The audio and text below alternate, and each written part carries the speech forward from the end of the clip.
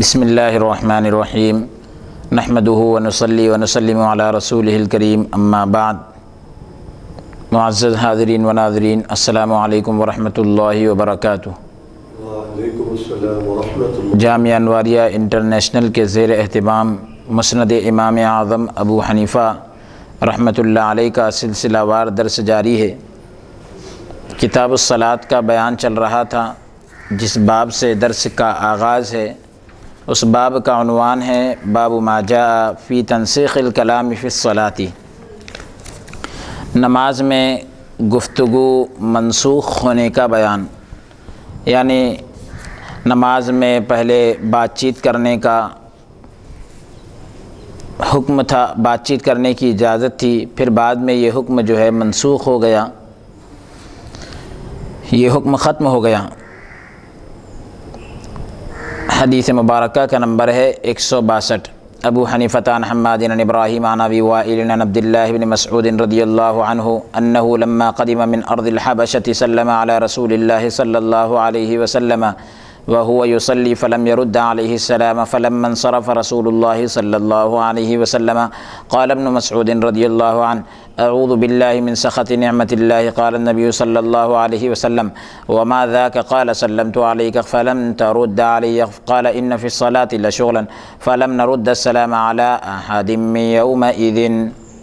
من يومئذ۔ حضرت عبداللہ بن مسعود رضی اللہ عنہ کا بیان ہے کہ جب وہ حبشہ سے واپس آئے تو انہوں نے حضور صلی اللہ علیہ وسلم کی خدمت میں اس وقت سلام کیا۔ پیارے آقا علیہ الصلوۃ والسلام نماز میں مصروف تھے،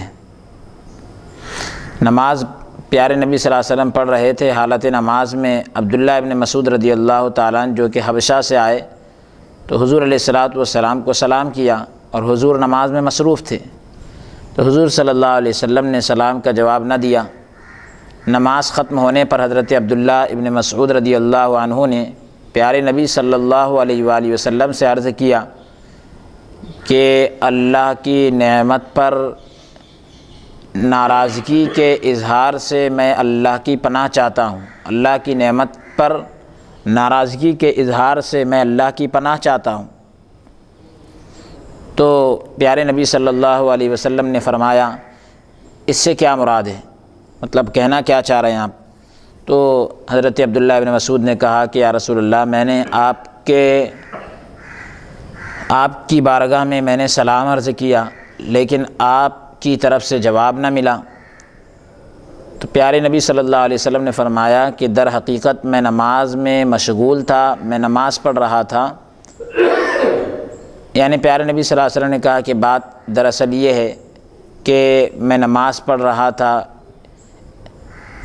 تو حضرت عبداللہ ابن مسعود رضی اللہ عنہ کہتے ہیں کہ اس دن کے بعد سے ہم میں کوئی شخص بھی نماز کی حالت میں سلام کا جواب دینے کی کوشش نہیں کرتا، یعنی کوئی بھی شخص اب اس کے بعد سلام کا جواب نہ دیتا۔ تو اس سے یہ پتہ چل رہا ہے کہ ابتدا میں یعنی شروعاتی دور میں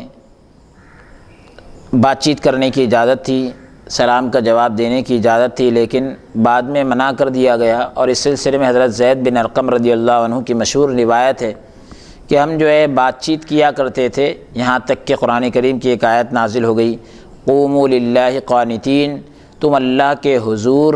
با ادب کھڑے رہو، اللہ کے دربار میں ادب کے ساتھ کھڑے رہو۔ تو اس آیت کے ذریعے نماز کی حالت میں گفتگو یعنی بات چیت کرنے سے روک دیا گیا۔ اور پھر عبداللہ بن مسعود رضی اللہ عنہ کا یہ واقعہ بھی بیان کیا گیا کہ حضرت عبداللہ بن مسعود رضی اللہ عنہ جب مکہ مکرمہ سے حبشہ کی جانب ہجرت کر کے گئے تو اس وقت بات چیت کرنا جائز تھا، لیکن پھر اس کے بعد جب یہ حضور پاک علیہ الصلوۃ والسلام مکہ مکرمہ سے مدینہ پاک گئے تو یہ بھی مدینہ پاک آ گئے۔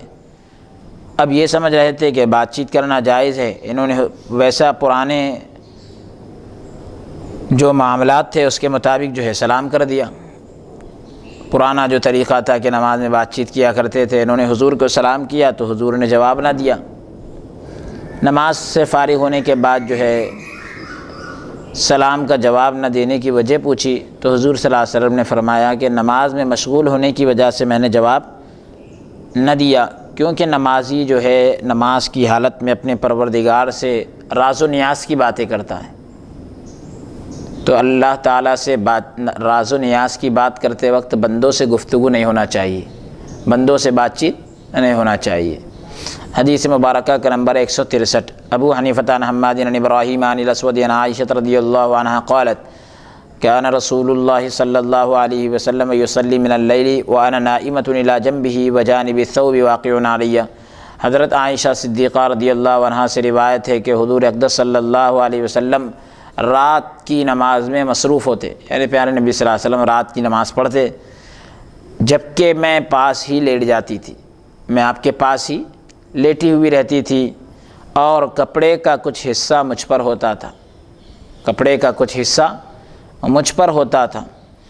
اب اس حدیث پاک سے بھی کئی باتیں ثابت ہوتی ہے۔ ایک تو یہ کہ عورت اگر نمازی کے سامنے ہو تو اس سے نماز فاسد نہیں ہوتی، شرط یہ ہے کہ وہ عورت محرم ہو۔ اب حضرت عائشہ رضی اللہ عنہ حضور صلی اللہ علیہ وسلم کے پہلو میں ہے،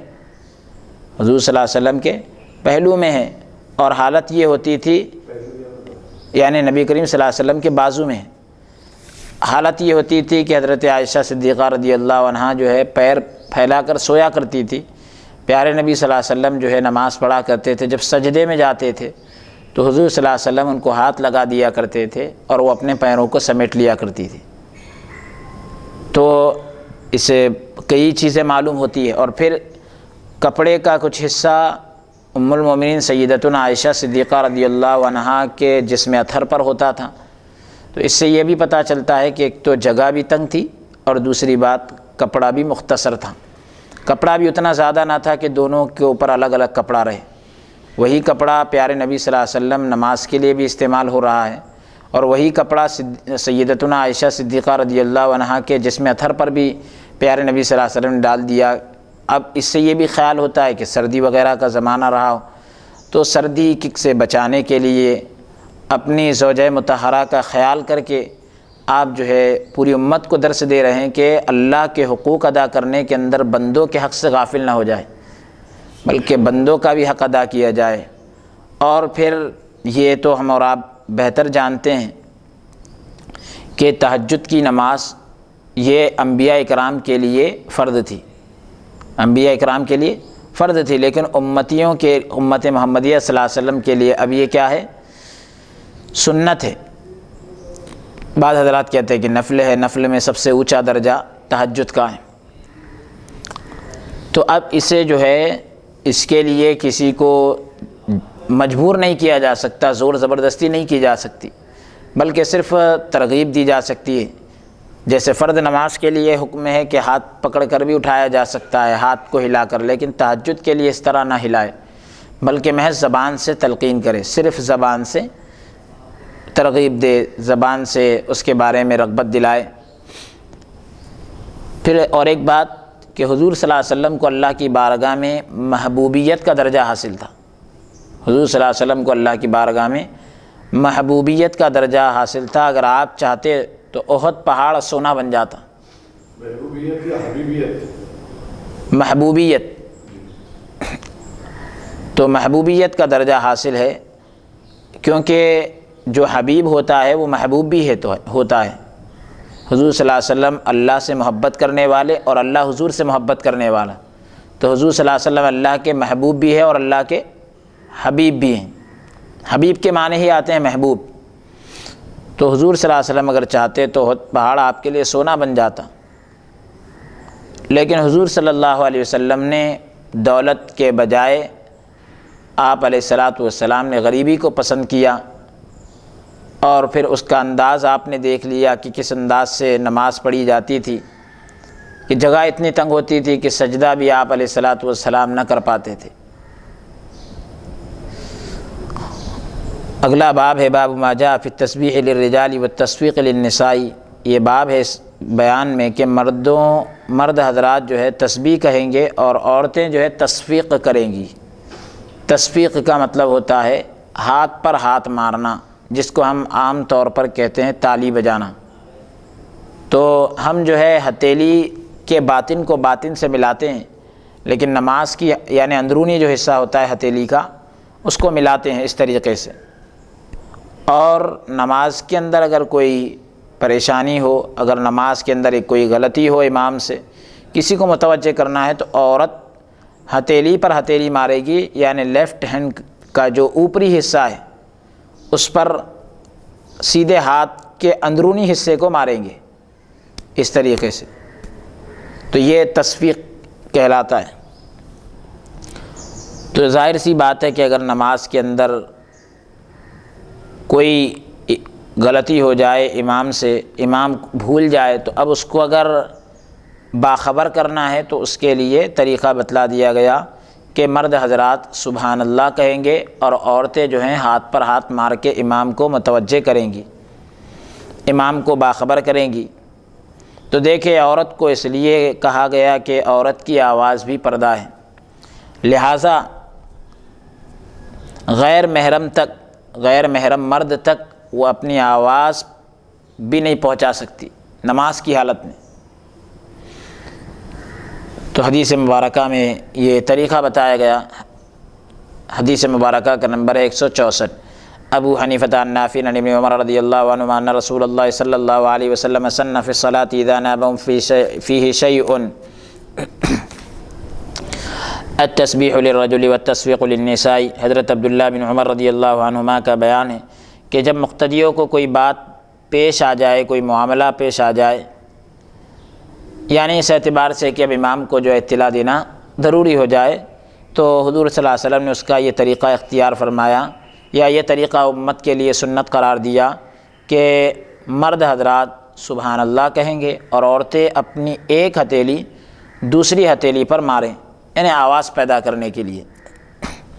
حدیث مبارکہ اگلا باب ہے باب ما جاء فیما یقطع الصلاۃ وما لا یقطع،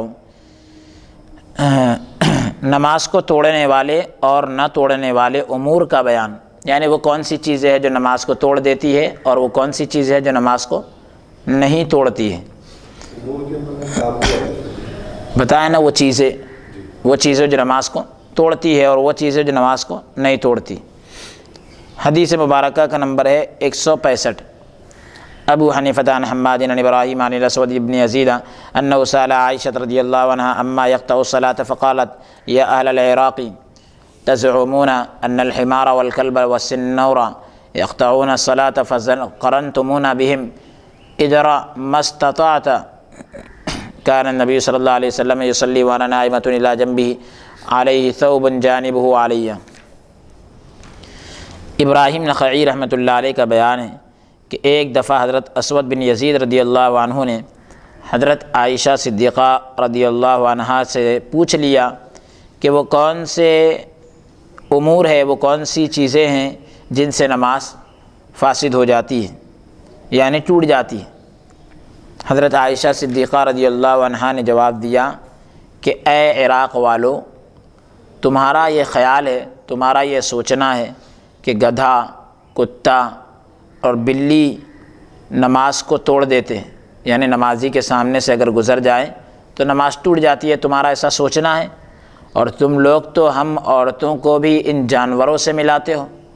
یعنی جس طرح تم یہ کہتے ہو کہ گدھا، کتا، بلی ان کے گزرنے سے نماز ٹوٹ جاتی ہے تو عورتوں کے گزرنے سے بھی نماز ٹوٹ جاتی ہے، تم ایسا کہتے ہو تو اس کا مطلب تم جانوروں سے ہم کو ملا رہے ہیں، اور جہاں تک ہو سکے تم آگے سے گزرنے والے کو روکنے کی کوشش کرو، جو نمازی کے سامنے سے گزر رہا ہے اس کو روکنے کی جہاں تک ممکن ہو کوشش کرو۔ یہ ایک حقیقت ہے کہ حضور صلی اللہ علیہ وسلم نماز میں مصروف ہوتے تھے اور میں آپ کے ایک جانب میں آرام کر رہی ہوتی تھی، پیارے نبی صلی اللہ علیہ وسلم کے سامنے مطلب میں لیٹی رہتی تھی، جبکہ آپ نماز پڑھتے تھے، اور حضور صلی اللہ علیہ وسلم کا جو کپڑا تھا، نبی کریم صلی اللہ علیہ وسلم کا جو استعمال کا کپڑا تھا، اس کا ایک حصہ میرے اوپر ہوتا تھا، اس کا ایک حصہ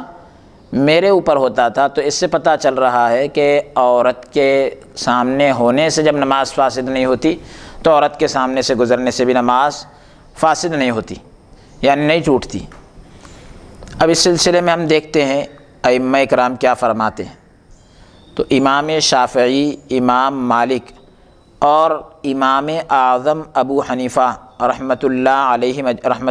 علیہ مجمعین، یہ تینوں حضرات کہتے ہیں کہ سترے کے بغیر، یعنی سامنے سترہ کہتے ہیں آڑ کو، جو نمازی کے سامنے رکھا جاتا ہے، تو بغیر سترے کے بھی اگر نمازی کے سامنے گدھا، کتا، بلی، عورت، یہ کوئی بھی گزر جائے تو نماز نہیں ٹوٹتی۔ سترہ نہ بھی ہو، نمازی کے سامنے سے کوئی بھی گزر جائے اس سے نماز نہیں ٹوٹتی۔ اور ان کے دلائل وہی حضرت عائشہ رضی اللہ عنہ کی روایت ہے کہ عورت کے آگے گزرنے یا اس کے سامنے بیٹھنے سے نماز نہیں ٹوٹتی، اور اسی طریقے سے گدھے کے حوالے سے حضرت عبداللہ بن عباس رضی اللہ عنہ کی وہ روایت ہے کہ حضور صلی اللہ علیہ وسلم نماز پڑھ رہے تھے تو حضرت عبداللہ بن عباس کہہ رہے ہیں میں نے گدھا جو ہے صف کے آگے چھوڑ دیا، حضور صلی اللہ علیہ وسلم نے اس کی طرف توجہ نہ دی۔ اور ایک مشہور روایت سے کتے کا حکم بھی گدھے اور عورت سے ہرگز بدلا ہوا نہیں ہے، اور انہوں نے ان روایات سے دلیل پیش کی ہے جن میں نمازی کے سامنے سے ان کے گزرنے سے نماز نہیں ٹوٹنے کا مضمون آیا ہے۔ امام احمد بن حنبل رحمۃ اللہ علیہ یہ کہتے ہیں کہ سترے کے بغیر نمازی کے سامنے سے کتا اگر گزر جائے تو نماز ٹوٹ جاتی ہے، اور عورت اور گدھے کے بارے میں وہ خاموش ہے، یعنی ٹوٹے گی یا نہ ٹوٹے گی اس کے بارے میں انہوں نے کچھ نہیں کہا۔ اور اصحاب ظواہر جو حدیث پاک کے صرف ظاہر پر عمل کرتے ہیں، اور وہ کہتے ہیں کہ سترے کے بغیر نمازی کے سامنے سے کالا کتا، گدھا یا بلی گزر جائے تو نماز ٹوٹ جاتی ہے۔ ائمہ ثلاثہ کی طرف سے، یعنی تینوں امام کی طرف سے امام احمد بن حنبل رحمۃ اللہ علیہ کے دلائل کا جواب یہ ہے کہ یہ تمام روایات منسوخ ہے یا ضعیف ہونے کی وجہ سے استدلال کے لائق نہیں، ان سے دلیل نہیں لی جا سکتی۔ نمازی کے سامنے سے یعنی اگر کوئی آدمی سجدے کی جگہ سے بھی اتنی قریب سے بھی گزرا تو نماز نہیں ٹوٹتی، گزرنے والا مرد ہو یا عورت ہو یا گدھا ہو یا کتا ہو یا کوئی اور چیز ہو۔ ہاں لیکن نمازی کے آگے سے گزرنے والا گنہگار ہوگا۔ پیارے نبی صلی اللہ علیہ وسلم نے فرمایا کہ اگر گزرنے والے کو اس کے گناہ کا علم ہو جاتا تو وہ 40 تک کھڑا رہتا۔ 40 سال فرمایا، 40 دن فرمایا، 40 سال اس کا ذکر نہیں، 40 سال بھی ہو سکتے۔ حضرت ابو ہریرہ رضی اللہ عنہ کا بیان ہے کہ حضور صلی اللہ علیہ وسلم نے فرمایا اگر کسی کو علم ہو جاتا کہ نمازی کے سامنے سے گزرنا کتنا بڑا گناہ ہے تو وہ 100 سال تک کھڑا رہتا، اور 100 سال تک کھڑا رہنا ایک قدم اٹھانے سے زیادہ پسند کرتا۔ بعض روایت میں تو ہے کہ زمین میں دھس جانا پسند کرتا لیکن آگے گزرنا پسند نہیں کرتا۔ اور میدان اور بڑی مسجد میں اگر آدمی نمازی کے سامنے 2-3 صف اگر چھوڑ کر گزرے تو اس میں بھی کوئی حرج، نمازی کے آگے سے اگر کوئی شخص گزر جائے 3 صف چھوڑ کر تو اس میں بھی کوئی حرج کی بات نہیں ہے۔ اور اسی طریقے سے اگر سترہ ہے تو سترے کے آگے سے بھی جانے میں کوئی حرج کی بات نہیں ہے۔ سترہ جو ہے 1 ہاتھ اونچا اور 1 انگلی کے برابر موٹا ہونا چاہیے، زیادہ سے زیادہ 3 ہاتھ اونچا ہو۔ امام اور تنہا نماز پڑھنے والے جب جنگل میں یا کسی ایسی جگہ نماز پڑھے جہاں سے لوگوں کے گزرنے کا اندیشہ یعنی کہ ڈر ہو تو بہتر یہ ہے کہ سترہ گاڑے، اور سترہ جو ہے قریب میں ہونا چاہیے، سترہ ایک دم دور نہ گاڑے، سترہ ناک کی سیدھ میں بھی نہ گاڑے بلکہ دائیں یا بائیں پلک، یہ جو آنکھوں کی پلک ہوتی ہے تو وہ پلکوں کی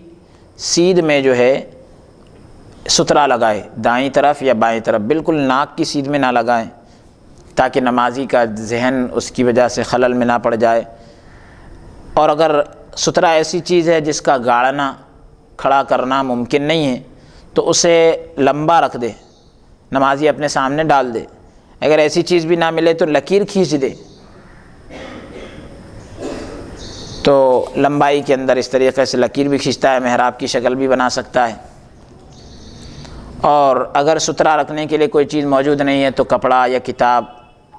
اگر پاس میں ہے تو وہ سامنے رکھ لے۔ امام اگر نماز پڑھا رہا ہے، امام کا سترہ مقتدیوں کا بھی سترہ ہے، یعنی امام کے سترے جس طرح امام کے آگے سترہ ہے تو اب مقتدیوں کے آگے سترے کی ضرورت نہیں ہے، بلکہ امام کا سترہ ہی اس کے لیے کافی ہے۔ اور درخت وغیرہ کو بھی سترہ بنایا جا سکتا ہے، اس کے آگے سے بھی اگر کوئی گزر جائے تو کوئی حرج کی بات نہیں ہے۔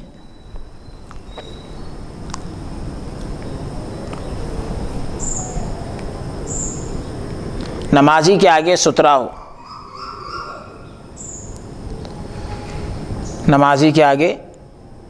سترہ ہو یعنی آڑ ہو، اور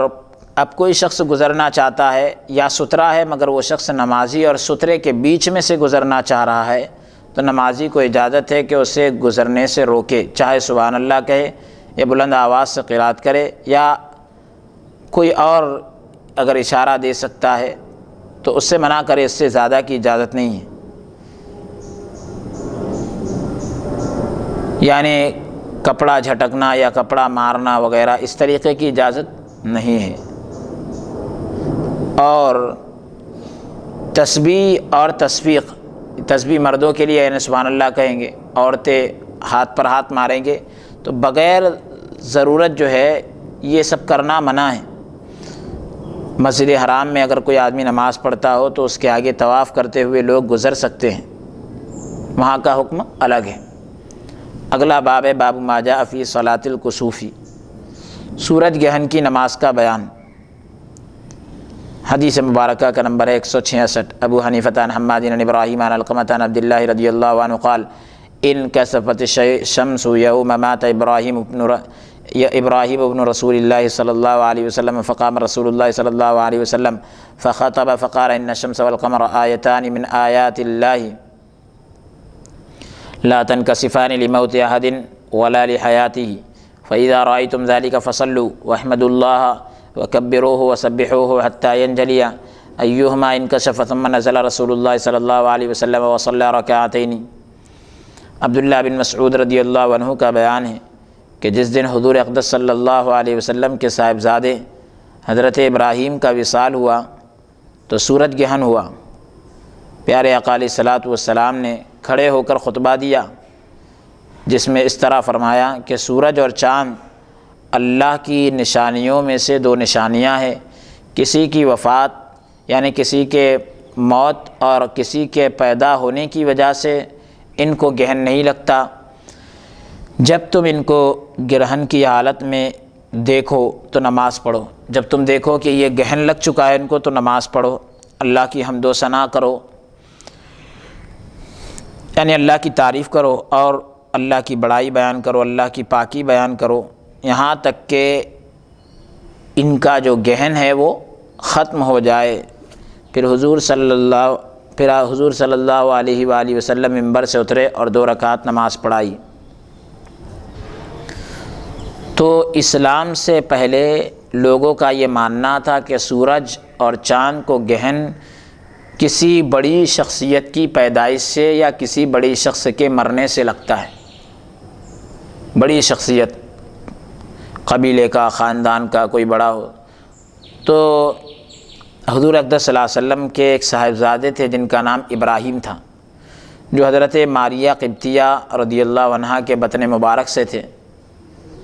تو ان کی جب انتقال ہوا تو لوگوں نے یہ سمجھا کہ سورج کو جو گرہن لگا ہے تو شاید ان کے انتقال کی وجہ سے لگا ہے۔ اللہ تعالیٰ نے نبی کونین صلی اللہ علیہ وسلم کے ذریعے سے اس خیال کا رد فرما دیا اور اس خیال کو دور کر دیا لوگوں سے کہ یہ کسی کے مرنے سے اور کسی کے پیدا ہونے سے ان کو گہن نہیں لگتا، بلکہ یہ اللہ کی نشانیوں میں سے دو نشانیاں ہیں، ان کی روشنی سے پوری دنیا فیض پا رہی ہے، فائدہ اٹھا رہی ہے۔ اور پھر جب اتنی طاقتور چیزیں اپنی روشنی خود بخود نہیں رکھ سکتے بلکہ اللہ کے محتاج ہے، تو پھر اور کون سی نشانی ہے جو اپنا وجود قائم رکھ سکتی ہے؟ اب نماز کسوف کی کیفیت کے بارے میں ائمہ کرام کے درمیان تھوڑا اختلاف ہے، یعنی سورج گہن کی جو نماز ہوتی ہے اس میں ائمہ کرام کے درمیان معمولی سا اختلاف پایا جاتا ہے، یعنی اس کی ہر رکعت میں ایک رکوع ہے یا دو رکوع، اس کی ہر رکعت میں ایک رکوع ہے یا دو رکوع۔ تو اس کی تفصیل کچھ اس طرح ہے۔ امام اعظم ابو حنیفہ رحمۃ اللہ علیہ تو فرماتے ہیں کہ عام نمازوں کی طرح یہ بھی نماز ہے، دو رکعت ہے، ہر رکعت میں ایک رکوع اور دو سجدے ہیں۔ اب حضور پاک علیہ الصلاۃ والسلام کے قولی اور فعلی احادیث سے آپ نے دلیل پیش کی ہے۔ حضرت نعمان بن بشیر رضی اللہ عنہ کی مشہور روایت ہے کہ حضور صلی اللہ علیہ وسلم نے فرمایا کہ اذا خسفت الشمس والقمر فصلوا كاحد صلاة صليتموها من المکتوبہ، کہ جب چاند اور سورج کو گہن لگ جائے تو تم ایسی نماز ادا کرو جیسے ابھی تم نے ادا کی ہے فرض نماز، یعنی وہ جو فجر کی نماز تھی، تو فجر کی نماز بھی دو رکعت ہے۔ اب امام شافعی اور امام مالک رحمۃ اللہ علیہ یہ حضرات کہتے ہیں کہ ہر رکعت میں دو رکوع ہیں، ہر رکعت میں دو رکوع، ایک ہی رکعت میں دو رکوع ادا کرنے ہیں۔ اور انہوں نے حضرت عائشہ رضی اللہ عنہا کی روایت سے استدلال کیا جس میں دو رکوع کا ذکر ہے، دلیل پیش کی ہے، دلیل پکڑی ہے۔ ہماری طرف سے حضرت عائشہ رضی اللہ عنہا کی جو دلیل ہے اس کے کچھ جوابات بھی دیے گئے۔ ایک تو یہ کہ حضرت عائشہ رضی اللہ عنہا کی روایت میں کچھ غور و فکر کرنا پڑتا ہے۔ حضرت عائشہ رضی اللہ عنہا کی جو روایت ہے اس میں غور کرنا پڑتا ہے، کیونکہ ان کی بعض روایتوں کے اندر تین رکوع کا بھی ذکر موجود ہے، تو اب اس لیے جب اس طریقے سے بات آگے پیچھے ہو رہی، کسی میں دو کا ہے کسی میں تین کا ہے، تو اب اس سے دلیل نہیں لی جا سکتی۔ حضرت عائشہ صدیقہ رضی اللہ عنہا کی روایت میں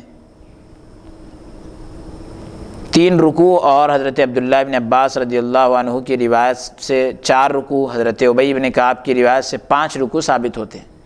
ایک ہی رکعت میں 5 رکوع۔ اور ایک بات یہ بھی ہے کہ حضرت عائشہ رضی اللہ عنہا ایک خاتون ہے، تو ظاہر سی بات ہے کہ نماز کے دیکھنے کا جو معاملہ ہے، سورج گہن کی نماز باہر میدان میں نکل کر پڑھی گئی۔ اب حضرت عائشہ رضی اللہ عنہا ظاہر سی بات ہے خاتون کی حیثیت رکھتی ہیں، تو ان کی روایت کے مقابل میں مرد کی روایت، جو مرد حضرات ہے ان کو زیادہ تقویت دی جائے گی اور زیادہ مضبوط مانا جائے گا، کیونکہ مرد حضرات نماز میں حضور صلی اللہ علیہ وسلم کے ساتھ شریک رہے، نماز میں حضور صلی اللہ علیہ وسلم کے ساتھ شریک رہے، تو اب یہ جو ہے ان کا بیان کرنا کسی کے سننے پر ڈیپینڈ کرتا ہے، اور جو صحابی رسول بیان کریں گے وہ دیکھ کر بیان کریں گے۔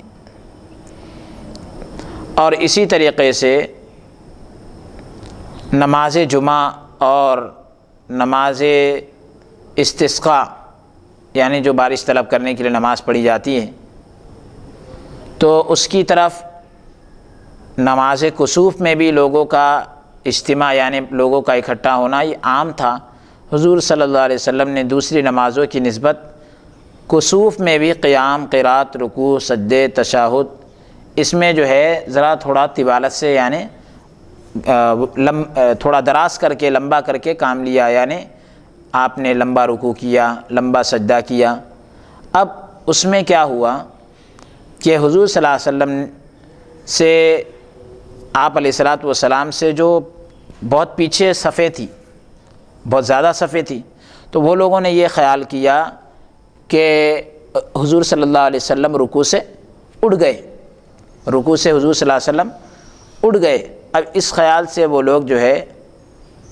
وہ بھی کھڑے ہو گئے، ان کو دیکھ کر تھوڑے اور پیچھے والے لوگ کھڑے ہو گئے۔ تو اب حضور صلی اللہ علیہ وسلم ابھی رکوع میں ہی ہے، تو آگے والوں نے جب دیکھا کہ حضور رکوع میں ہیں، وہ بھی رکوع میں چلے گئے۔ پیچھے والوں نے پھر دیکھا کہ ہمارے آگے والے رکوع میں گئے، وہ بھی رکوع میں چلے گئے۔ تو اب پیچھے دیکھنے والوں نے کیا سمجھا کہ حضور صلی اللہ علیہ وسلم نے 2 رکوع کیے، اور انہوں نے وہی روایت کیا۔ یعنی نماز میں رکوع پیارے نبی صلی اللہ علیہ وسلم نے اتنا لمبا کیا اور اتنی دیر تک آپ رکوع میں رہے کہ پیچھے والے لوگ سمجھ رہے تھے کہ آپ رکوع سے اٹھ گئے، کھڑے ہوئے، لیکن جب کھڑے ہوئے تو دیکھا کہ حضور رکوع میں نہیں، ابھی تو رکوع سے اٹھے نہیں، رکوع میں تھے، تو پھر واپس رکوع میں چلے گئے۔ اب یہ اٹھنے والے لوگوں کو پیچھے والوں نے جب دیکھا تو پیچھے والے کیا سمجھے کہ شاید ڈبل رکوع ہوا، اس میں رکوع ریپیٹ ہوا۔ تو کئی لوگ ایک بار نہیں، 2 بار نہیں، کئی لوگ 3 سے 4 مرتبہ 5 مرتبہ تک کے رکوع سے اٹھے پھر رکوع میں چلے گئے، رکوع سے اٹھے پھر رکوع میں چلے گئے، پھر رکوع سے اٹھے پھر رکوع میں چلے گئے۔ اب وہ یہ سمجھ رہے ہیں کہ پیارے نبی صلی اللہ علیہ وسلم ایسا کیا، حالانکہ حضور صلی اللہ علیہ وسلم ایک ہی مرتبہ رکوع میں گئے۔ رکوع میں زیادہ دیر رکنے کی وجہ سے یہ لوگ سمجھے کہ شاید رکوع سے اٹھ گئے، حالانکہ حضور صلی اللہ علیہ وسلم نے ایک ہی رکوع کیا تھا۔ اب سورج گرہن کی نماز کے کچھ مسائل بھی ہیں کہ سورج گرہن کی نماز جو ہے بعض حضرات کہتے ہیں کہ سنت مؤکدہ ہے، چاند گرہن کی نماز کے بارے میں کہتے ہیں کہ وہ مستحب ہے۔ سورج گرہن کی نماز باجماعت پڑھنا مستحب ہے اور تنہا بھی پڑھی جا سکتی ہے۔ جماعت سے پڑھی جانے کی صورت میں خطبے کے علاوہ تمام شرائط وہی ہے جو جمعہ کی نماز کے، پوری جو شرائط جمعہ کی نماز کے ہم نے ذکر کیے ہیں وہی شرائط سورج گرہن کی نماز کے بھی۔ اور جب سورج پر گرہن لگا ہو اسی وقت نماز پڑھی جائے، جب گرہن ختم ہو جائے اس کے بعد نماز نہ پڑھے۔ اور مکروہ وقت میں اگر گرہن لگا ہو تو اس وقت بھی نماز نہ پڑھی جائے۔ نماز کے لیے اگر لوگ جمع نہ ہو تو الصلاۃ جامعۃ کہہ کر بھی لوگوں کو جمع کیا جا سکتا ہے۔ سورج گرہن کی نماز کے لیے نہ اذان ہے اور نہ اقامت ہے، نوافل کی طرح 2 رکعتیں پڑھی جائے گی، ہر رکعت میں 1 رکوع 2 سجدے، اور اس میں قرات جو ہے آہستہ سے کی جائے گی، اور ختم پر دعا ذرا لمبی کی جائے گی یہاں تک کہ گرہن ختم ہو جائے۔ اور بہتر یہ ہے کہ سورج گرہن کی نماز عیدگاہ میں یا کسی بڑے میدان میں یا جامع مسجد میں ادا کی جائے۔ اگر کسی دوسرے مقام پر ادا کی جائے تو بھی کوئی حرج کی بات نہیں ہے، بہتر یہ ہے کہ عیدگاہ میں یا جامع مسجد میں ادا کی جائے۔ اگلی حدیث مبارکہ کا نمبر ہے 167۔ ابو حنیفہ عن عطاء عن نبیہ عن ابن عمرو رضی اللہ عنہما قال انکسفت الشمس یوم مات ابراہیم ابن رسول اللہ صلی اللہ علیہ وسلم فقال الناس انکسفت الشمس لموت ابراہیم فقال النبی صلی اللہ علیہ وسلم قیاما طویلا حتى ظنوا انه لا يركع ثم ركع فكان ركوعه قدر قیامه ثم رفع رأسه فكان قیامه قدر ركوعه ثم سجد قدر قیامه ثم جلس فكان جلوسه بين السجدتين قدر سجوده ثم سجد قدر سجوده ثم سجد قدر جلوسه ثم صلى الركعة الثانية ففعل مثل ذلك حتى إذا كانت السجدة منها بكى فاشتد بكاؤه فسمعناه وهو يقول ألم تعظني ألا تعذبهم وأنا فيهم ثم جلس فتشهد ثم انصرف وأقبل عليهم بوجهه ثم قال إن الشمس والقمر آيتان من آيات الله يخوف الله بهما عباده لا يكسفان لموت أحد ولا لحياته فإذا كان كذلك فعليكم بالصلاة ولقد رأيتني أدنيت من الجنة حتى لو شئت أن أتناول غصنا من أغصان شجرها فعلت ولقد رأيتني أدنيت من النار حتى جعلت أتقي ولقد رأيت سارق رسول الله صلى الله عليه وسلم وفي رواية سارق بيت رسول الله صلى الله عليه وسلم يعذب بالنار ولقد رأيت فيها عبد بن دعدع سارق الحجاج بمحجنه ولقد رأيت فيها امرأة أدماء حميرية تعذب في هرة لها ربتتها فلم تطعمها ولم تدعها تأكل من خشاش الأرض وحشراتها وفي رواية نحوه نحوه وفي روایت وفيه لقد رأيت عبد بن دعدع سارق الحجاج بمحجنه فكان إذا خفي ذهب وإذا رآه أحد قال إنما تعلق بمحجني وفي رواية كان إذا خفي له شيء ذهب به وإذا ظهر عليه قال إنما تعلق بمحجني۔ حضرت عبداللہ بن عمر رضی اللہ عنہما کا بیان ہے کہ حضور صلی اللہ علیہ وسلم کے صاحبزادے حضرت ابراہیم کا وصال ہوا، انتقال ہوا، تو آپ کے انتقال کے دن جو ہے سورج کو گہن لگا۔ لوگ یہ سمجھے کہ حضرت ابراہیم جو حضور کے صاحبزادے ہیں ان کی موت کی وجہ سے، ان کے انتقال کی وجہ سے سورج کو گہن لگا ہے۔ تو حضور صلی اللہ علیہ وسلم نے پھر جو ہے لوگوں کو نماز پڑھائی، اتنا لمبا قیام کیا کہ لوگ یہ سمجھنے لگے کہ اب رکوع نہیں کریں گے، اتنا لمبا قیام کیا۔ یعنی سورہ بقرہ کی تلاوت کی ہو یا سورہ آل عمران کی ایسی بڑی صورتوں کی تلاوت اتنی دیر میں کی جا سکتی، اتنا لمبا قیام کیا۔ اب دیکھیں آپ، ابھی جو بات آئی کہ کچھ لوگ کہتے ہیں 2 رکوع کیے جائے، 3 رکوع کیے جائے، اور وہ بات کیسے پیش ہوئی تھی دیکھیں آپ۔ تو حضور صلی اللہ علیہ وسلم نے قیام کیا تو اتنا لمبا قیام کیا کہ لوگ یہ سمجھنے لگے کہ اب آپ رکوع ہی نہیں کریں گے۔ پھر آپ جب رکوع میں چلے گئے تو قیام کے برابر رکوع کیا، تو رکوع اتنا لمبا کیا جتنی دیر آپ نے قیام کیے۔ تو اب اس سے بھی یہ پتہ چل رہا ہے کہ اتنا لمبا جب رکوع ہوگا تو، اور پبلک زیادہ ہوتی ہے اور مائک وغیرہ بھی نہیں تھے اس زمانے میں، آگے والوں کو دیکھ کر پیچھے والے اپنی حرکت بدلتے تھے۔ تو اب پیارے نبی صلی اللہ علیہ وسلم ابھی رکوع میں ہی ہے، بیچ والے اٹھ کے کھڑے ہوئے، دیکھے کہ حضور رکوع میں ہیں، رکوع میں چلے گئے۔ اب یہ بیچ والوں کے اٹھنے سے پیچھے والے کیا کیے، وہ اٹھے پھر رکوع میں چلے گئے، پھر اٹھے پھر رکوع میں چلے گئے۔ آگے والے تو حضور کو دیکھ کے رکوع میں گئے اور ان کو معلوم ہے کہ رکوع میں ہی ہے پیارے نبی صلی اللہ علیہ وسلم، لیکن پیچھے جو حضرات تھے وہ بیچ والوں کے اٹھ کر پھر رکوع میں جانے سے، پھر اٹھ کر پھر رکوع میں جانے سے، ایسا 3-4 بار کرنے سے یہ سمجھے کہ شاید پیارے نبی صلی اللہ علیہ وسلم بھی ایسا کر رہے ہوں۔ حالانکہ پیارے نبی صلی اللہ علیہ وسلم نے ایک ہی رکوع کیا لیکن بہت لمبا کیا، لوگوں کی کیفیت بدلتی گئی، لیکن پیارے نبی صلی اللہ علیہ وسلم ابھی رکوع میں ہی تھے۔ اب پھر حضور صلی اللہ علیہ وسلم رکوع سے اپنا سر اٹھا کر رکوع کے برابر آپ نے قوما کیا، یعنی رکوع سے اٹھ کر جب سیدھا کھڑے ہوتے ہیں سمیع اللہ لمن حمیدہ کہہ کر، تو اس کو قوما کہتے ہیں، وہ کھڑے رہنے کو۔ تو اب آپ اندازہ لگائیں کہ کتنی دیر کھڑے رہے ہوں گے، جتنی دیر قیام اتنی دیر رکوع اور اتنی دیر قوما۔ پھر رکوع کے برابر سجدہ بھی کیا، پھر رکوع کے برابر سجدہ کیا، پھر سجدے کے برابر جلسہ کیا، مطلب دونوں سجدوں کے درمیان جو بیٹھتے ہیں تو اس کا بھی وقفہ اتنا ہی تھا۔ پھر جلسے کی مقدار دوسرا سجدہ کیا، جلسہ کہتے ہیں دونوں سجدوں کے درمیان بیٹھنے کو، پھر اس کے برابر جو ہے دوسرا سجدہ بھی کیا۔ پھر پیارے نبی صلی اللہ علیہ وسلم نے پہلی رکعت کی طرح دوسری رکعت بھی ادا کی۔ جب دوسری رکعت میں سجدہ کیا، اپنی پیشانی رکھی تو خوب گریہ وزاری کی، یعنی پیارے نبی صلی اللہ علیہ وسلم اللہ کی بارگاہ میں گڑ گڑا کر رونے لگے۔ ہم نے جو ہے حضور صلی اللہ علیہ وسلم کی یہ بات سنی، پیارے نبی صلی اللہ علیہ وسلم نے جب خوب گریہ وزاری کی، جب خوب رونے لگے، گڑ گڑانے لگے اللہ کی بارگاہ میں، تو ہم نے آپ کی زبان سے یہ بات سنی کہ اللہ، کیا تو نے مجھ سے یہ وعدہ نہیں کیا تھا کہ جب تک میں ان لوگوں میں موجود رہوں تو انہیں عذاب نہیں دے گا؟ اے اللہ، کیا تو نے مجھ سے یہ وعدہ نہیں کیا تھا کہ جب تک میں ان لوگوں میں موجود رہوں تو انہیں عذاب میں مبتلا نہیں کرے گا؟ پھر حضور صلی اللہ علیہ وسلم نے بیٹھ کر تشہد پڑھے، یعنی تحیات پڑھے، اور اس کے بعد نماز سے فارغ ہو کر پیارے نبی صلی اللہ علیہ وسلم ہماری طرف چہرہ انور کر کر تشریف فرما ہو گئے۔ آپ نے اپنے رخ زیبا کو،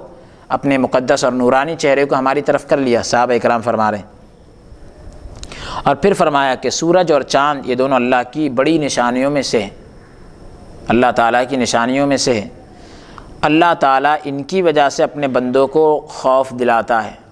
ان کی وجہ سے اپنے بندوں کو ڈراتا ہے۔ یعنی سورج کو گہن لگتا ہے تو ایک طریقے سے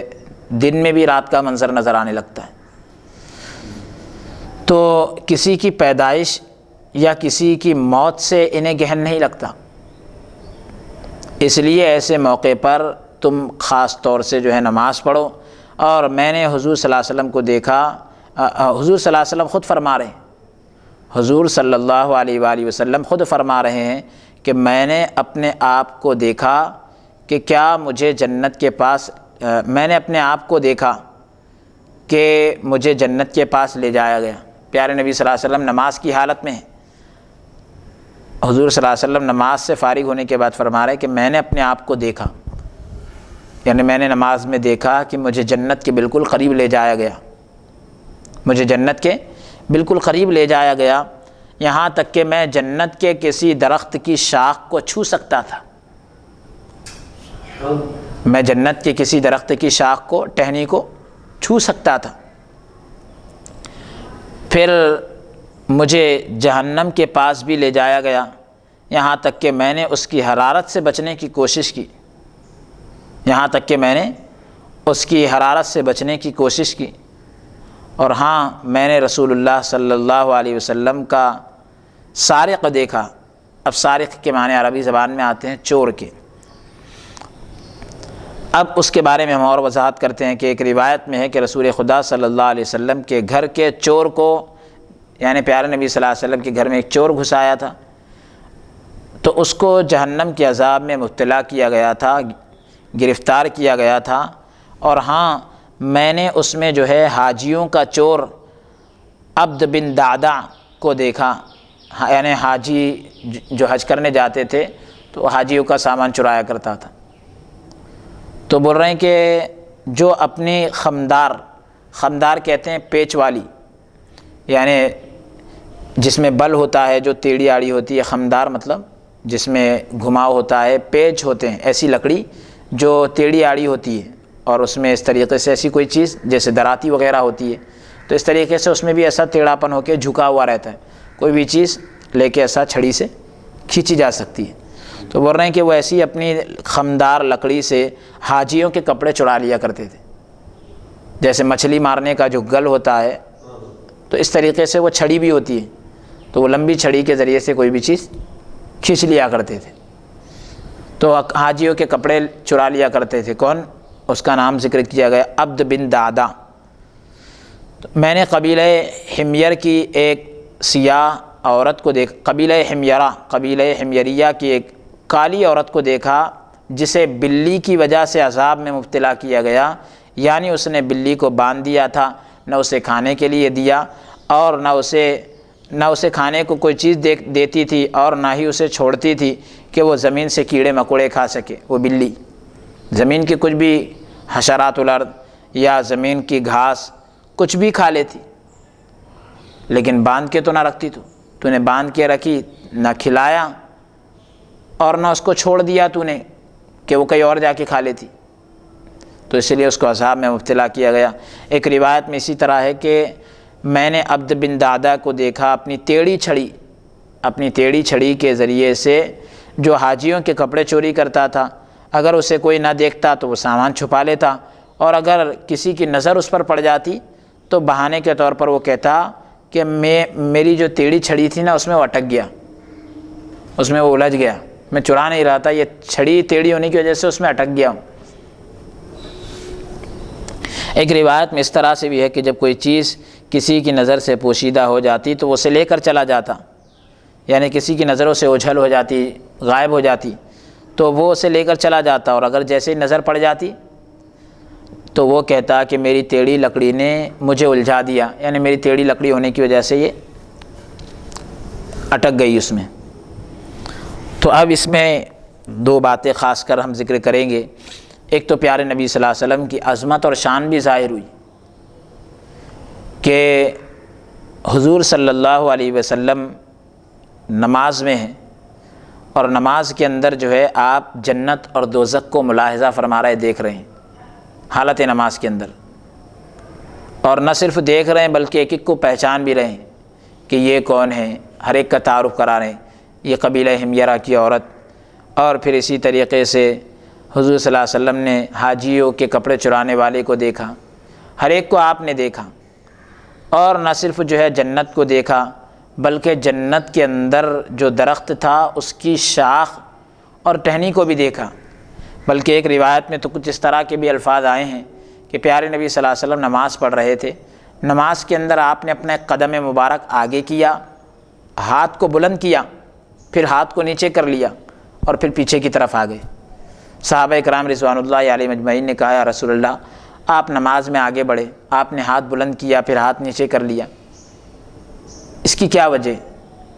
حضور پاک علیہ الصلوۃ والسلام نے فرمایا کہ جب میں نماز پڑھ رہا تھا جنت میرے سامنے تھی، جنت میرے سامنے تھی اور کھجوروں کے خوشے جو ہے لٹک رہے تھے،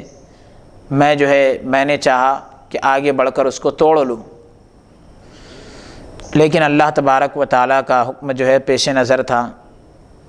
تو اس لیے میں نے اللہ کے مصلحت کے پیش نظر، حکم ربی کے پیش نظر میں نے اپنے ہاتھ کو پیچھے کر لیا۔ اگر میں ان پھلوں کو توڑ لیتا قیامت تک تم کھاتے رہتے، وہ کبھی ختم نہ ہوتے۔ تو اس سے یہ حضور صلی اللہ علیہ وسلم کی عظمت اور شان بھی ظاہر ہو رہی ہے کہ جنت زمین سے کتنی مسافت اور کتنی دوری پر ہے۔ پھر جنت کے جو درخت ہے اس میں بھی ایک ایک درخت کی اونچائی اور لمبائی، اس کی ہائٹ 500 فٹ کی اونچائی ہے، 500 فٹ کی اونچائی پر ہے۔ بعض روایت میں تو یہ ہے کہ 500 میل کی مسافت طے کرنے کے بعد آدمی جائے گا، 500 میل کی دوری طے کرنے کے بعد آدمی وہاں جائے گا۔ پھر اس کے درخت اور کتنے اونچے، تو پیارے نبی صلی اللہ علیہ وسلم کا ہاتھ جو ہے وہاں تک پہنچ رہا ہے، تو یہ حضور صلی اللہ علیہ وسلم کے مبارک ہاتھ کی برکت بھی اس سے ظاہر ہو رہی ہے اور آپ کی شان بھی ظاہر ہو رہی ہے۔ دوسری اور ایک بات بتائی گئی، عبد بن دادا جو چور تھا تو سارق الحجاج کے نام سے اس کو یاد کیا جانے لگا، اور وہ نہایت مکاری سے چوری کرتا تھا، اور پھر اس کی پوری بتائی اس حرام کمائی سے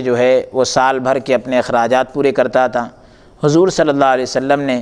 اس عمل کی وجہ سے اس کو جہنم کے شعلوں میں جلتا ہوا دیکھا ہے۔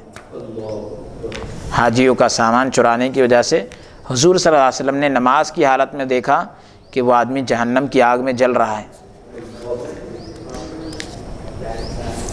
اور پھر ایک جانور پر بھی ظلم کی سزا بھی بتلائی گئی کہ بلی کو باندھ کر رکھا تو اللہ تعالیٰ نے اس عورت کو جہنم میں پہنچا دیا۔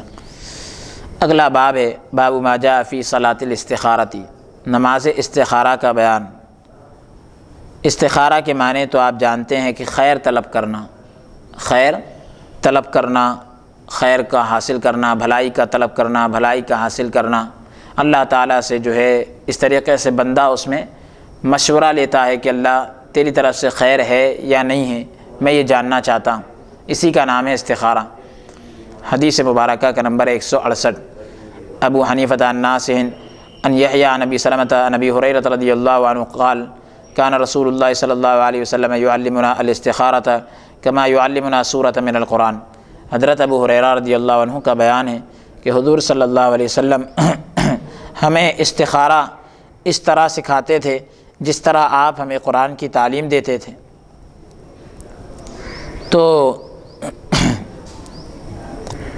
استخارہ کا مطلب آپ کو بتلا دیا گیا کہ کسی ایسی ہستی سے مشورہ طلب کرنا جس پر آپ کو اعتماد ہو، جس پر آپ کو بھروسہ ہو، اور ایسی چیز کے بارے میں طلب کرنا جس کی اہمیت اتنی زیادہ ہے، اور ظاہر سی بات ہے کہ جس چیز کی اہمیت زیادہ ہوتی ہے اسی کی تعلیم بھی دی جاتی ہے، تربیت بھی دی جاتی ہے۔ جیسے قرآن کریم اللہ کا کلام ہے، بڑی فضیلت والا ہے، اس کا ایک ایک حرف پڑھنے سے 10 نیکیاں ملتی ہیں۔ تو قرآن کریم کے مسلمانوں پر کئی حقوق ہے، تو اس کو سمجھنا، اس پر عمل کرنا، دوسرے لوگوں کو اس کو سکھانا، اسی پر حضور صلی اللہ علیہ وسلم نے اپنی امت کو استخارے کی بھی تربیت دی تاکہ وہ کسی معاملے میں پریشانی کا شکار نہ ہو۔ اور اس کا طریقہ یہ بھی ہے کہ انسان 2 رکعت نفل نماز پڑھ کے رات کے وقت سونے سے پہلے 2 رکعت اس طرح پڑھے کہ پہلی رکعت میں سورہ کافرون اور دوسری رکعت میں قل هو اللہ شریف کی سورہ پڑھے، اور اس کے بعد یہ دعا پڑھے اللہم انی استخیرک بعلمک واستقدرک بقدرتک واسألک من فضلک فإنک تعلم ولا اعلم تقدر ولا اقدر وانت علام الغیوب اللہم ان کان ھذا الامر خیرا لی فی معیشتی وخیرا لی فی عاقبت امری فیسرہ لی وبارک لی فیہ۔ یہ دعا پڑھے اور پھر اس کے بعد قبلے کی طرف منہ کر کے سو جائے۔ خواب میں روشنی یا سبزہ یعنی مطلب جس طریقے سے گرین کلر ہوتا ہے تو یا پھر صاف پانی اگر دیکھے تو غور کرے۔ غور کرنے سے جس کام کے اندر بہتری اور بھلائی معلوم ہو رہی ہے اور اشارہ مل رہا ہے تو یعنی مطلب یہ کہ کام اچھا ہوگا۔ پانی صاف پانی نظر آ رہا ہے یا روشنی نظر آ رہی ہے۔ اگر خواب کے اندر اندھیرا اندھیرا یا ایک دم میلا پانی نظر آ رہا ہے تو پھر یہ سمجھنا کہ یہ کام میں کامیابی آپ کو نہیں ملنے والی ہے اور اس کام سے پیچھے ہٹ جانا آپ۔ حدیث مبارکہ کا نمبر 169۔ ابو حنیفہ عن حماد عن ابراہیم عن علقمہ عن عبد اللہ رضی اللہ عنہ قال کان رسول اللہ صلی اللہ علیہ وسلم يعلمنا الاستخارۃ فی الامر کما يعلمنا السورۃ من القرآن۔ وفي رواية قال قال رسول الله صلى الله عليه وسلم إذا أراد أحدكم أمرا فليتوضأ وليركع ركعتين من غير الفريضة ثم ليقل اللهم إني أستخيرك بعلمك وأستقدرك بقدرتك وأسألك من فضلك فإنك تعلم ولا أعلم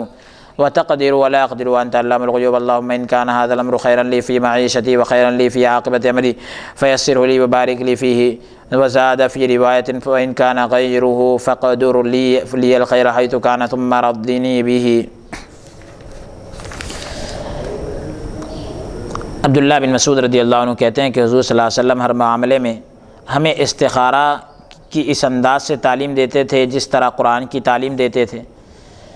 ایک روایت میں کہ حضور صلی اللہ علیہ وسلم نے فرمایا کہ تم میں سے کوئی آدمی جب کوئی کام کرنے کا ارادہ کرے تو وضو کر کے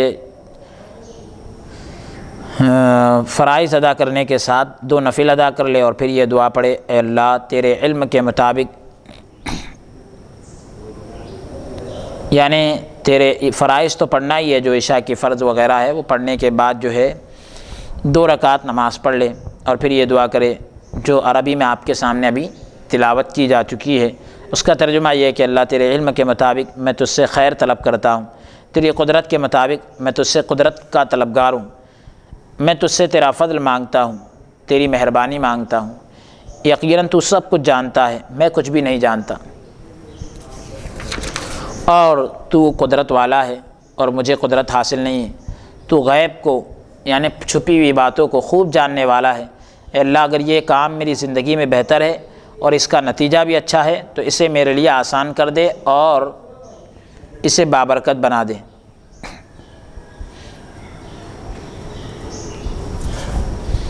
یہاں روایت کے اندر ثم بارک کا لفظ نہیں ہے لیکن ترجمے میں دیا گیا، یا تو یہ کہ اس کام سے مجھے راضی کر دے، خوش کر دے۔ تو استخارہ کے حوالے سے ہم چند باتیں آپ کے سامنے ذکر کر چکے ہیں کہ اس کا مقصد اللہ اور بندے کے تعلق میں مضبوطی پیدا کرنا ہے۔ اللہ اور بندے کا جو تعلق ہے اس میں مضبوطی پیدا کرنا ہے، اور استخارہ ایسے معاملے میں کیا جاتا ہے جس سے انسان تذبذب کا شکار ہو، یعنی آگے پیچھے ہو رہا ہو کہ کروں یا نہ کروں، یقینی طور پر کوئی ایک طرف جو ہے وہ نہیں جا پا رہا، کوئی ایک سائیڈ جو ہے اپنا فیصلہ ڈیسیزن نہیں لے پا رہا، تو اب کامیابی ہے یا ناکامی ہے اس کو کچھ بھی نظر نہیں آ رہا، تو ایسی صورت میں پھر وہ جو ہے استخارہ کر سکتا ہے۔ اور وہ امور جو خیر اور شر یعنی نفع اور نقصان دونوں کا جس میں چانسز ہو، مطلب نفع بھی ہو سکتا ہے نقصان بھی ہو سکتا ہے، یہ کام میرے لیے بہتر بھی ہو سکتا ہے، شاید ہو سکتا ہے کچھ برا بھی ہو جائے، تو وہاں پر استخارہ کرنا ہے۔ جو کام برا ہے اس کے لیے استخارہ کرنا نہیں ہے، جو کام یعنی گناہ کا کام ہے تو اس کے لیے استخارہ کرنے کی ضرورت ہی نہیں ہے، وہ کام سے دور ہی رہنا ہے۔ برے کام کے لیے کیا استخارہ کریں گے آپ؟ اسی طریقے سے خیر کا کام ہے، حدیث میں آپ قرآن کی تلاوت کرنا چاہ رہے ہیں، آپ قرآن بچوں کو پڑھانا چاہ رہے ہیں، سکھانا چاہ رہے ہیں، تعلیم دینا چاہ رہے ہیں، اس کے لیے استخارہ کرنے کی ضرورت نہیں ہے۔ استخارہ وہ کام میں کہ جس میں دونوں کے چانسز ہو، بھلائی کا بھی برائی کا بھی،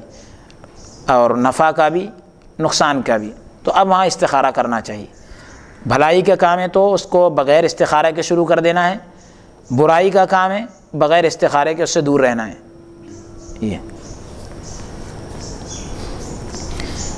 اب جیسے فرض ہے، واجبات ہے، فرض نماز کے لیے اب میں پڑھوں یا نہ پڑھوں ظہر کی نماز، استخارہ کر لیتا ہوں، تو اس کے لیے استخارہ نہیں کرنا ہے۔ اسی طریقے سے جو چیزیں اللہ نے حرام کی ہے، جوا ہے، میں کھیلوں یا نہ کھیلوں، اس کے لیے بھی استخارہ نہیں کرنا ہے، بلکہ اس سے دور رہنا ہے۔ فرض ہے اس کو پورا کرنا ہے۔ استخارہ وہ کام کے لیے کیے جائیں گے جس میں نفع نقصان دونوں کا اندیشہ ہے، دونوں کے چانسز ہیں۔ اس میں سوال یہ ہے مفتی صاحب، اس میں ایک میرا سوال آپ سے یہ ہے کہ برائی کے کاموں کے لیے مطلب استخارہ کر رہا ہوں، تو استخارہ میں تو لازمات ہے اعوذ باللہ بسم اللہ پڑھ کے ہی تو نماز استخارہ جو ہے پڑھی جائے گی، تو کسی برے کام کے لیے، حرام کام کے لیے اعوذ باللہ بسم اللہ یا نماز وغیرہ پڑھنا ہی یہ دائرہ ایمان سے جو ہے انسان کو خارج کر دیتا ہے، یعنی وہ کافر ہو جاتا ہے، بلکہ ایسا میں سنا ہوں، کیا یہ صحیح ہے؟ اللہ و رسول عالم۔ کسی گناہ کے کام کے لیے اب اعوذ باللہ بسم اللہ، یعنی نماز میں تو اعوذ باللہ بسم اللہ آئیں گا ہی کیسا بھی، جی، تو اللہ کی عبادت کسی برے کام کے لیے، یعنی وہ برے کام میں بھی مجھ کو فائدہ ہوگا یا نقصان ہوگا، جی اس کے لیے آپ استخارہ کر رہے ہیں؟ جی، تو اس لیے تو ہم نے شروع میں ذکر کر دیے کہ یعنی محرمات جو اللہ کی حرام کردہ چیز ہے اس کے لیے استخارہ کرنا جائز نہیں۔ اگلا باب ہے باب ما جاء فی صلاۃ الضحیٰ، چاشت کی نماز کا بیان۔ حدیث مبارکہ کا نمبر 170، ابو حنیفہ عن الحارث عن ابی صالح عن ام ہانی رضی اللہ عنہ ان النبی صلی اللہ علیہ وسلم یوم فتح مکہ ودعا لامته ودعا بماء فصبه عليها ثم دعا بثوب واحد فصلى فيه وزاد في رواية متوشحا، وفي رواية أن النبي صلى الله عليه وسلم وضع لامته يوم فتح مكة ثم دعا بماء فأتى في جفنة فيها خبز العجين فاستتر بثوب فاغتسل ثم دعا بثوب فتوشح به ثم صلى ركعتين. قال أبو حنيفة رحمه الله وهي الضحى. وفي رواية أن النبي صلى الله عليه وسلم وضع يوم فتح مكة لامته ودعا بماء فأتي في جفنة فيها أثر عجين فاغتسل وصلى 4 أو ركعتين في ثوب واحد متوشحا. حضرت ام ہانی رضی اللہ عنہا کا بیان ہے کہ حضور اقدس صلی اللہ علیہ وسلم فتح مکہ کے روز آپ نے اپنی ایک زرہ اتاری. حضور اقدس صلی اللہ علیہ وسلم نے فتح مکہ کے دن اپنی ایک زرہ اتاری، پانی منگوا کر آپ نے اس پر بہایا اور پھر کپڑا طلب کیا، کپڑا منگایا جس میں پیارے نبی صلی اللہ علیہ وسلم نے نماز ادا کی. ایک روایت میں کپڑے کے لپیٹنے کا بھی ذکر ہے. ایک روایت میں کہ حضور صلی اللہ علیہ وسلم نے فتح مکہ کے دن اپنی زرہ اتاری، حضور صلی اللہ علیہ وسلم کی خدمت میں پانی پیش کیا گیا جس میں آٹے کے ذرات تھے، آٹے کے وہ آٹا گندتے ہیں تو اس طریقے سے اس میں کچھ ٹکڑے تھے. پیارے نبی صلی اللہ علیہ وسلم نے کپڑے سے پردہ کر کے غسل فرمایا، پردہ یعنی کپڑے کے ذریعے سے آپ نے آڑ کی اور پھر اس کے بعد غسل کیا اسی پانی سے، اور پھر ایک کپڑا منگایا جسے جسم پر لپیٹ کر 2 رکعت نماز ادا فرمائی. تو یہ جو ہے چاشت کا وقت تھا، یہ بتلانے کا مقصد ہے. امام اعظم ابو حنیفہ رحمۃ اللہ علیہ خود فرماتے ہیں کہ یہ نماز چاشت کی نماز تھی. ایک روایت میں کہ آپ نے فتح مکہ کے دن اپنی زرہ اتار دی، پھر پانی منگایا جس میں آٹے کے ذرات تھے، حضور صلی اللہ علیہ وسلم نے اس سے غسل کیا اور ایک کپڑا لپیٹ کر 4 رکعت یا 2 رکعت نماز ادا کی. یہ وہ چاشت کی نماز تھی. تو احادیث مبارکہ میں چاشت کی نماز اور اسی طریقے سے اشراق، یہ دونوں نمازوں کی بڑی فضیلت بیان کی گئی ہے. فاروق اعظم رضی اللہ عنہ کہتے ہیں کہ خالق کائنات جل شانہ نے فرمایا کہ اے ابن آدم، تو مجھے دن کے اول حصے میں 2 رکعت نماز ادا کرنے کی ضمانت دے تو میں دن کے آخری حصے تک تیری کفایت کروں گا، یعنی میں تجھ کو کافی ہوں.